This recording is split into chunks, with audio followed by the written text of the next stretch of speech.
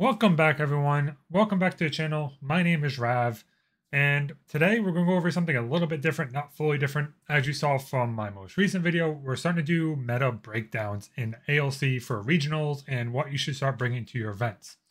And with that comes a little bit of a question like, hey, I have a regional coming up. Hey, I have a store champions coming up. Hey, I have some form of event coming up for ALC. And I know it's a little late in the season at this point, but what am I bringing?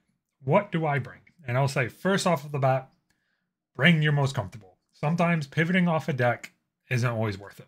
If you're super comfortable on, say, playing Water Allies, and all of a sudden you try jumping over to Alchemical, you can have a really rough time. The deck could be sometimes difficult to pick up, and sometimes sticking with that comfort pick is better. But with that being said, we're going to go ahead and jump into, if you haven't already, a tier list of some of the top decks that have been being played at Ascents, at Regionals, at a couple different events that we have going on. And we're going to break it down into a tier list and to sort of help answer the question of what should I bring at my upcoming event. And with that, we have a couple different things. I'm going to try and go over a little bit the sort of scenarios that we want to bring these decks, what good matchups are into them, what bad matchups are, etc. So we're going to go ahead and break these down as we go along here. We have it all listed up in the tier list. We have tier 1, tier 1.5, tier 2, tier 3, and the rest tier. I mean, the rest tier is self-explanatory. Tier 1 is going to be pretty much the tier 1's like the decks that are probably sitting on top of the meta are usually a good pick to bring on average, depending on what your meta is. 1.5 might be picks that are good, maybe a little meta reliant if you don't know what you're playing into. Tier 2 is going to be those sleeper picks, those picks that could be really good, could show up, but it's really dependent on what the scene is going to be. We saw in one of my most recent videos that we saw Fire Xander be brought and then win a regional, which is, I think, a tier 2 deck on because it's really good if it's a sleeper pick into everything. And then from there, you can go ahead and do, everything else from that. But we're going to go ahead and go straight into it. We're going to go down the list in order here. We'll go left from right. Some of these have icons, some of these don't, some of these have names, just because it sort of matters what's going on. So the first one we have here is Arcane. So by this, I mean we're playing Arcane Rye, and this could be varied from something like the Arcane Turbo Fog Rye, which is, I think, is the probably most better build of Rye currently, because it's really good into the ally heavy meta that we're in. And it does have a couple of the issues. But I'm going to put Rye into our tier 2 off the rip. And I know I'm going to go with Blasphemy. I love playing Rye. Rye's probably one of my favorite decks to bring. But it really is meta dependent. The deck has a lot of issues into, say, something like Xander has a lot of, it can't deal with that. You can sometimes get some bad matchups into Merlin. You have decks like Erupting. You have Domain Tony, which can be a give or take a little bit depending on the build you're going. Turbo Frog a little bit better because if you do Vanish in the sites, you prevent, say, Domain Tony from comboing off on you because you don't have True Sight, and sort of like those Fire Lorraine lists as well, unless they have sort of Seeking. So Vanish Sight is really good into some of these matchups. But at the same time, it's, like I said, it's farming those allies decks because you're Turbo Fog. If they don't have True Sight, it gives you time to set up your combo and then go ahead and storm, quote unquote, storm your way through the victory. But it's a tier 2 list. It's not something that's really strong. It's not something that's really dominant. But if you play it into the right sort of meta, if you know your local call, it's something that I could really recommend bringing. Another list, an old DOA classic, is Insult. Insult's honestly going into my tier 3 list. Insult, I think, can still be played into ALC, but it is so meta dependent. If you're facing something with Resolute Stands, Vanish the Sights, anything that could just stop your combo turn with just swinging with your swords, that turn feels horrible. I mean, I tried brewing Insult, Incarnate Magistry list going on because you sit there and banish all your swords. You could straight up play Dispersion them, banish your swords, deal extra damage to that, and then go ahead and cast Incarnate Magistry for free, get a deer on board, and then stabilize your game from there. But it was such a slow deck. 6 was such a high cost with Insult, and it really makes that hard to just go ahead and combo off into your sort of win turns. It's a deck that really has fallen off. It's not really the boogeyman of the meta that it used to be. And I think there's just better choices to bring. And if you're comfortable on this list, I would say you might be better off pivoting into probably maybe an ally list or just one of the other crux lists we're going to go talk about later on as well. Going into our number 1 slot is Erupting. Erupting is a deck that, actually, you know what? Erupting's a deck I could put in tier 1 or tier 1.5. I'm going to probably come back to this at some point and maybe adjust that a little bit. But Erupting... 1.5. Erupting is a hard deck. As much as people want to say Erupting is an easy deck or Erupting is a deck that has a very linear playstyle, I would honestly say they're flat out wrong in not playing Erupting properly. Erupting is a list that has to be very knowledgeable about their upcoming lines, what their opponent's playing, what your combo turn is, what your possible draw is, calculating your damage off of your materialization step, how much damage is in hand, comboing with stuff like you can go sometimes Rook and Alkalite to get the level bonus to get an extra 3 damage in and get combo pieces that way. I mean, there's a lot of different lines Erupting can go about its turns and try and win the game. And it's one of those situations where Erupting is really, really good. Don't get me wrong. We see Matt G doing amazing work on Erupting at Nationals, Ascent Ontario. That's a deck that was brought to a Yeti Online Regional one. It's a deck that could be really, really, really strong, especially if people aren't expecting the meta for it. Even if they are a little bit, if it's not heavily skewed against Erupting, the deck does great. Shout out again to Matt G. They built a very good Erupting list that really sort of became almost a staple Erupting list that's really good into also playing into its bad matchups. But it's 1.5 just due to complexity's sake. Due to that being complex deck, it has a little bit of issues at times. It also loses stuff like sometimes like Water Allies, because Water Allies go ahead and Frostbind, No Lantern if they're keeping you off your Dusklight Communion. There's a lot of different ways that can be interacted. Just like if you go ahead and play something like Luxem's End or Luxem's Arcane Excalibur, your Dusklight Communion on its enter trigger, so then once it's banished, you can keep the Fractalized Nullifying Lantern around at that point. So there's a lot of ways Erupting can be shut down, which puts into that 1.5 tier list because it's not really the best deck in format, but it pretty much is, though, in a sense as well. And speaking of Luxem, Luxem's going straight up to that tier 1 deck. Luxem is a complicated deck, but it's a deck that has been performing really well. Shout out to Chess Club for brewing this list, for Pickle Sword, to Rex, to Noel, to Matt, to Crown, to Ver, to I'm missing probably a couple other people from Chess Club, and I do sincerely apologize. This is a list that has been gone through the ringer of testing and brewing and cuts and percentage-wise of draw hands. This deck's really good. This deck is probably what I would consider the boogeyman of the format. It's a list that does really well into stuff like Erupting. It beats Arcane. It has some rough matchups, though, into stuff like Domain Chitoni can be a little bit rough at times, not fully. You can have some rough matchups in, say, Fire Xander. A couple of ally lists can be an issue, even though you're usually favored. But if you're not hitting the right hand, you can really putter out and just get overwhelmed by their swings. There's also a chance of throwing in something like, say, Vanish the Sight. That could be thrown in to try and stabilize.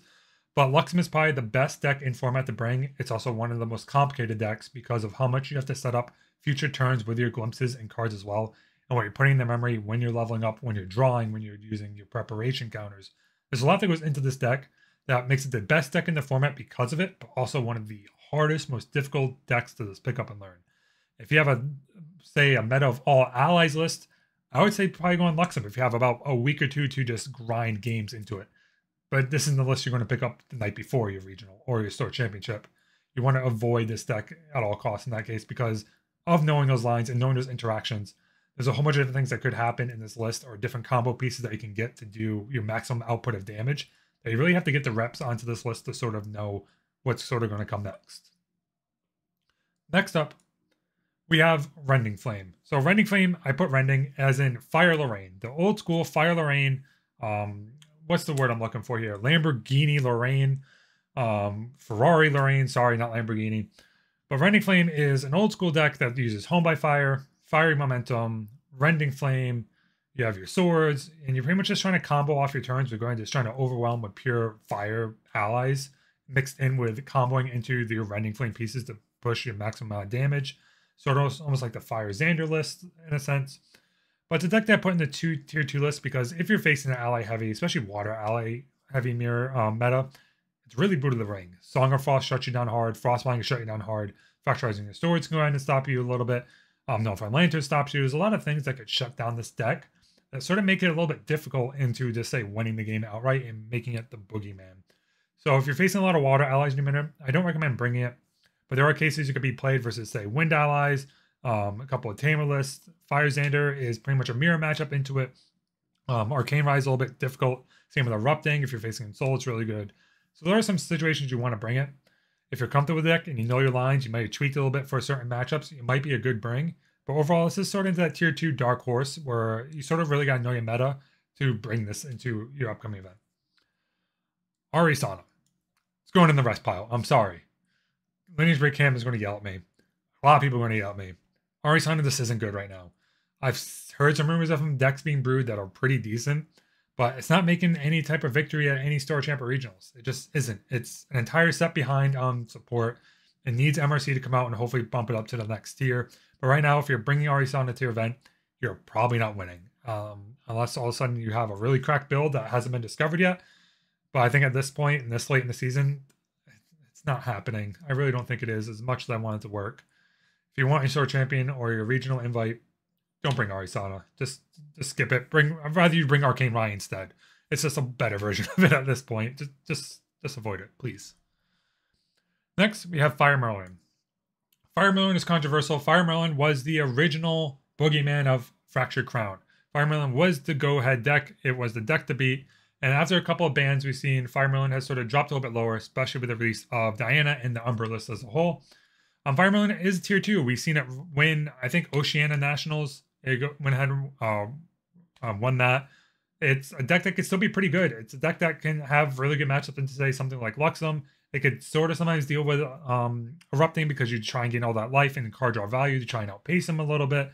It's really good against, say, Arcane as well for that same exact reason. If you resolve the Deer into allies, it could be really good if you're running, say, something that's Flame Sweep, Focus Flames, considering Fractal Heavy that kill the allies. Fire Merlin is such a versatile deck that it goes into tier 2 because it also has that situation where if you make the wrong versatile call, it could be really bad. You can just have the wrong hands, not have the right cards, and it becomes a really rough matchup. I mean, this is like high tier 2, 1.5 tier level deck at this point. This deck is something that you can still bring if you're used to playing FTC. It's a comfort pick. Definitely go ahead and look up some Fire Merlin lists.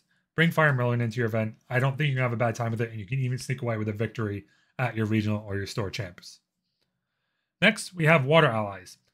Water Allies can go in the 1.5. There's like 3 different Water Allies builds in this tier list here. I want to put the old school Lorraine one, Tony one into tier 1.5. Water Allies is still really good. I think Water Xander and Water Xana are questionably better, if not just Water Xander version.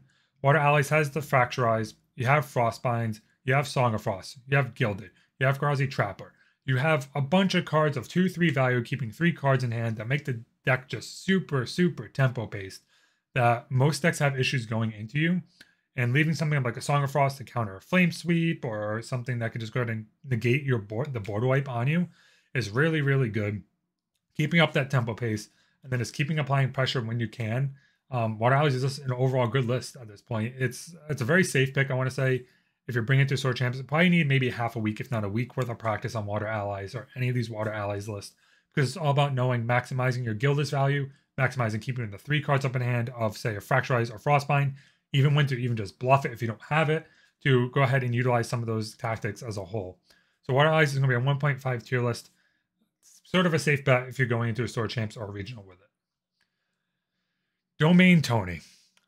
I'm going to put Domain Tony into a tier 3, almost tier 2. It's like tier 2.5 if I had it.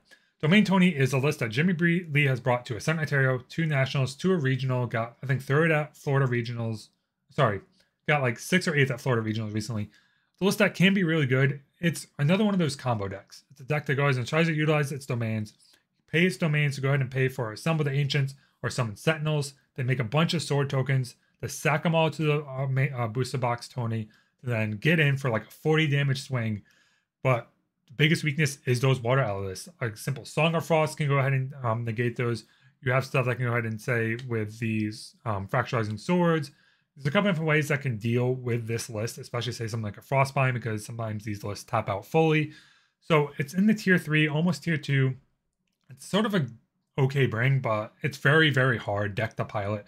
It's very hard because it's a very different pace than everything else. It's all about glimpsing and stalling your hand a little bit, using your domains efficiently to get the card draw against your opponent with, say, Gloamspire. I almost want to put it in the tier 3. Like I said, more like a tier 2.5 if I had it.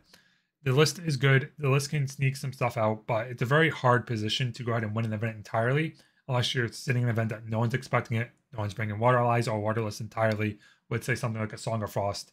It's a list that can sort of sneak by if it wants to, but it's not really the best bring into your event. Next, we have Fire Umbra. Fire Umbra is going to go ahead and go into our tier 2 list. Fire Umbra is a deck that Limelight had brought to the SEA Nationals. It's a list that won it, actually. I think it went undefeated. It's a list that is playing really, really well. We saw it in the most recent Fire Regional video. Florida regional video. And it's a list that really wants to turbo out Diana to get creeping torment counters onto your opponent with stuff like Shadow Twin and Carter's valuing board clearing. The list that's overall performing really nicely, but it has a lot of bad matchups. You're facing something like Water Allies. You can have issues sometimes with Erupting. You have sometimes issues with stuff like Arcane Rye with stalling, with Vanish the Sites. The Luxem can also do Vanish the Sites as well, but it's a little bit more favored in Diana's favor in those matchups. Mostly trying to beat the Fire Merlin list. Overall, Fire Umbra is not a bad list. It just has a couple of bad matchups, especially when you start talking about these water decks in the format that wants to utilize Stalling of Frost, Fracturizing, say, Shadow's Twin with the bullet on the stack to banish the bullet. And it's a very deck that also is very technical. It's a deck that requires knowing the rules, knowing the bullet interactions, sometimes even double loading bullets. So it's really about knowing the interactions of how guns and bullet system work, especially with attack and intent, to fully utilize the maximum value of Fire Umbra. So it's a list that could be almost brought if you're really comfortable on it, but it's going to take maybe a couple weeks, if not a week itself, of just hardcore grinding games to really start understanding the proper lines and proper actions you want to take with this deck. So it's not something I could fully recommend bringing to your regional store champs if you're trying to look up something, say, last minute. And then leads us into Fire Xander. This is going to be controversial. I think Fire Xander is a tier 1.5 deck. I know I might say tier 2 later, but I got to put it on the 1.5. Fire Xander is a deck that is really well positioned in terms of this ally swarm. It's really fast. It's really quick. It's sort of fallen a little bit by the wayside recently. We have a recent result from the Fire Regional, Florida again. Wow, Fire Regional. Florida Regional with it, where we went and saw a DJ go ahead and win the event with it. When people stop expecting Fire Xander, it's sort of where Fire Xander rears its head again and does really good at what it does, and that's generating a lot of board value, getting rid of its own board value, and turning into something like a Rending Flame Poison Dagger for a lot of damage with something with Rococo to deal 5 damage just off of one card. Fire Xander, I want to say it's at a 1.5 right now. Not a lot of people are expecting it. You could sort of go ahead and bring it into a store champ regional. It's a little bit easier than most. Probably need about half a week of practice on it, just sort of understanding the lines that you want to get with Poison Dagger, with Quicksilver grailing your Poison Dagger down, cracking at the end of your opponent's turn so it becomes untapped in your combo turn. It's just sort of knowing that interaction a little bit, but the deck I think is really good positioned right now. We're seeing the results again recently with it, and it's a deck that you could probably pick up if you're looking for something more aggro. It's a little bit on the cheaper end of decks as well. I think the most recent video we priced out like $323, so it's not the cheapest deck, but also is sort of near the cheaper end of decks as a whole. So if it's something you want to pick up, I can sort of recommend doing it. It's a good deck to pick up if you want to learn. Next, we have Tamer. Just like Ari, self-explanatory, goes into the rest tier. It's not something that's really doing well right now.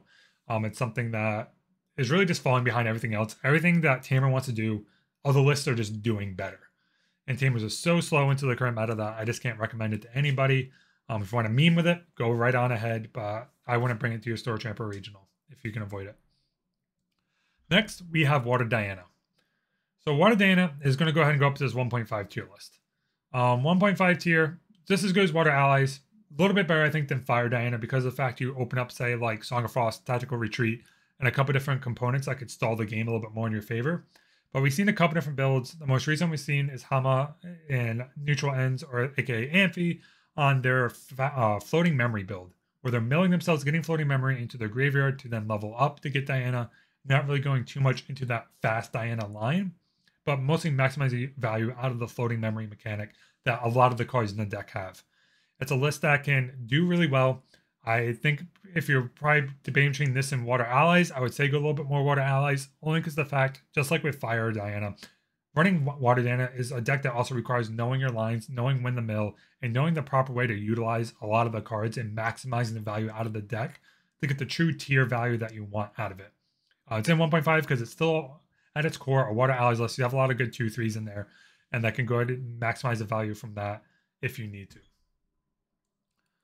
Other tier 1 deck, I'm going to put Water Xander. Water Xander won the NA Nationals. Water Xander has been a really good deck across the board. It's a better version of Water Allies because you're using stuff like Drown Cut. You can run in Thieving Cut. You can run level 2 Xander with a Scepter. You go ahead and get back stuff like Thieving Cut and Drown Cut to then maximize your value with attack and get a couple different cards that can utilize as well. You have stuff like Nia that can go ahead and slow down your opponent's combo piece. I think Water Xander is in a really good position as a whole. And I think it's something that if you want to pick up a Water Allies list, if you're debating between Water Xander, Water Allies, Water Tony, or Water Diana, look up Water Xander. That's probably the best deck you want to go ahead and learn.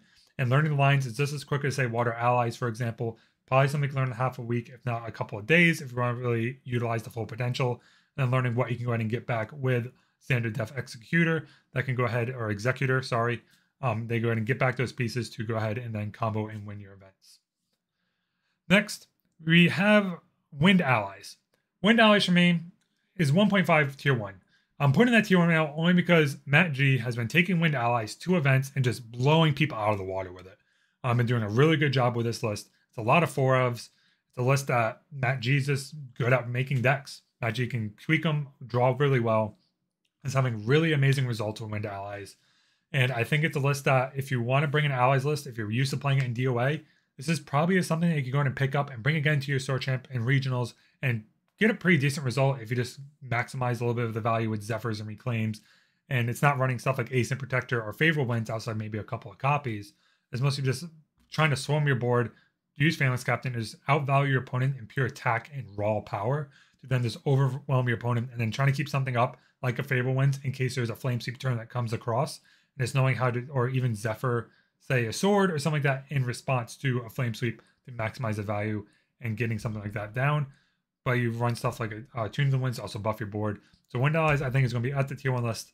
Probably one of the top 2 allies lists next to pretty much Water Xander and Wind Allies are probably the 2 you want to go ahead and go at if you're trying to pick up something like an ally heavy format to play. And it's going to go ahead and pretty much do well into, say, the Luxem list, sometimes Erupting into Merlin. It's a lot of good matchups, or sort of 60-40 matchups, then not a lot of 90-10s. And the final list for this meta list, we have Wind Crux. Wind Crux, it can be argued that tier 2 lists are a tier 1.5 list. I'm going to play tier 2 for now, only because of pure complexity. This is going off of, say, True Champion Gaming's, or we have a couple people up here from Mark from Warblade Games has been running it, as well as Lineage Big Trent has been running a different version than True Champion Gaming. Those have been performing really well at their regionals and store champs. It's a little bit more ally heavy than TCGs, but it's a list that's trying to utilize Prismatic Edge and Ghost of Pendragon to go ahead and utilize the Crux package that Booster Box Lorraine, level 3 Lorraine, can use and pretty much get back to Drawn Blades, and then trying to maximize the value as much as possible to then lock out your opponent with the Prismatic Edge looping with Spirit Blade Ascension. So this list, I want to say, no, I'll put it at 1.5. I'll bump it up. Only because this deck has been performing so well, but it's also knowing your matchups. Luxem is probably one of the worst matchups for the list. You can argue into, say, Water Eyes or Erupting. Could be a little bit unfavored as well, depending on the situation. We've seen Erupting take games from, say, Caven, I think, a couple of times as well. But the list that's performing pretty decently. It's a list that you can go ahead and probably pick up with about a week of practice. That's something a little bit different, a little bit more of a dark horse. If you really go ahead and bring it to your event, that a lot of people probably won't be expecting to see the Crux Spirit Blade Ascension Prismatic Edge Loop package in there. So it's something that you could probably bring and might be able to sneak out a Sword Champ or a regional. Well, guys, looking through this list a couple more times, I think I'm pretty happy. I would, like I said, Erupting is pretty much your tier 1.5, if not tier 1, if it wasn't for the complexity. If I want to adjust this based on what I would bring, I'd probably put this as Water Xander in front, Luxem, Wind Allies ahead of it, and then Luxem for tier 1. We go Erupting into the beginning of tier 1.5, almost at tier 1. Excuse me. We go ahead and have Crux into the tier 1.5 as well, into Water Eyes, into Fire Xander, into Water Diana. Then tier 2, I would put probably Fire Merlin at the front, into Fire Umbra, into Arcane, into Ferrari Lorraine. Then tier 3, Domain Tony over Ensoul. Like I said, Ensoul can almost be into the rest tier, but it's arguable. You could still see some results with it, but probably not too much. And then the rest tier, we have Ari and Tamer.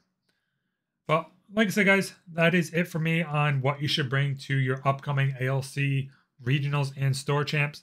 Leave a comment below. Let me know if you agree with this tier list, anything that you would change, and then hopefully we can go ahead and catch you on the next video. Peace.